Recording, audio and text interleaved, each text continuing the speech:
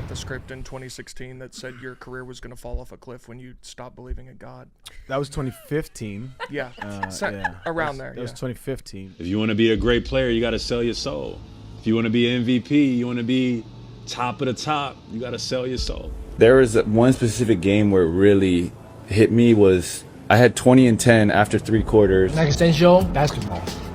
I grew up playing basketball my whole life. This was against another team that was also tied for last, and they were trying to get, the best projection and the odds to get the #1 pick. You must be sleeping under a rock or something. Maybe you don't understand what's happening here. I don't know, bro. There's been a lot of athletes in recent years, usually retired, coming out talking about how their respective sports have aspects of being rigged.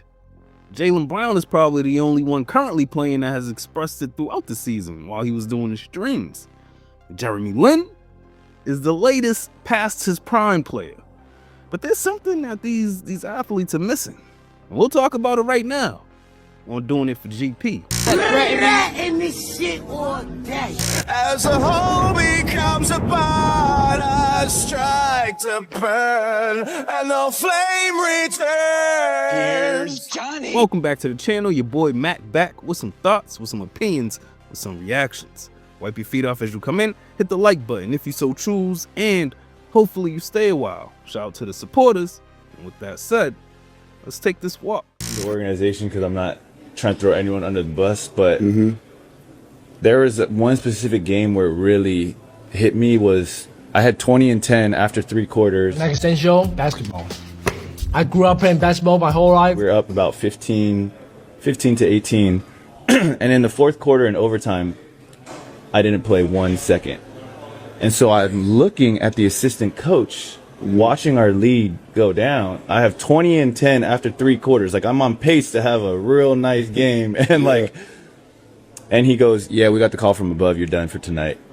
That's crazy. And so I was like, "What? Like, who picked up the phone? How'd y'all get on the phone in the middle of the game?" And he's like, I'm like, "What happened?" But they got a look from somebody in the crowd was like, "Nah." Like, so me and this other player, the other player who was doing, he had like 25 after 3 quarters. They were both like, "Yo, those two, they're done." And so we ended up losing in overtime, and this was against another team that was also tied for last, and they were trying to get, the best projection and the odds to get the #1 pick. You must be sleeping under a rock or something. Maybe you don't understand what's happening here. All right, so yeah, that was Jeremy Lin, former NBA player, former subject of Linsanity back in like 2011 or some shit. Man of Taiwanese descent that pretty much took over the NBA for a couple of weeks. And when it comes to what he's describing about being on a bum-ass team, fighting to get to the playoffs and being sat with a chance to win, is along the lines of what Jaylen Brown was talking about earlier in the season. Look, man, the shit is business. The primary production arm of the NBA, according to this AI overview, is NBA entertainment. You know what that means? Any game can be tinkered with in the interest of present or future entertainment. In Jaylen Brown's case, you acquiesce to the guys who sell jerseys and who have been established media darlings. You make sure those guys maintain their numbers on the floor so the NBA can maintain their numbers off. Now, what Jeremy Lin is talking about, it's like much more run-of-the-mill business as usual type shit. Teams tank. Nobody gives a shit that Jeremy Lin has 20 and 10 going into the 4th, for the Brooklyn Nets fighting for a playoff spot, except for Jeremy Lin. The league needs certain markets to be competitive. So if the move is to tank, to make the lottery team seem more, the lottery itself seem more legit, then I guess that's the move. It's almost, something that shouldn't even be brought into discussion. I mean, in the business of sports, in all sports, higher ups are gonna make the moves that are more advantageous to engage fans and to make money. Point period. Heavy on the conspiracy, no on the theory. But what do I know? Let me know what y'all think in the comments. Like, subscribe if you like the content. Hit the notification bell. And with that said, hopefully you've been entertained and informed while passing this precious time that we have. And hopefully I've earned your sub.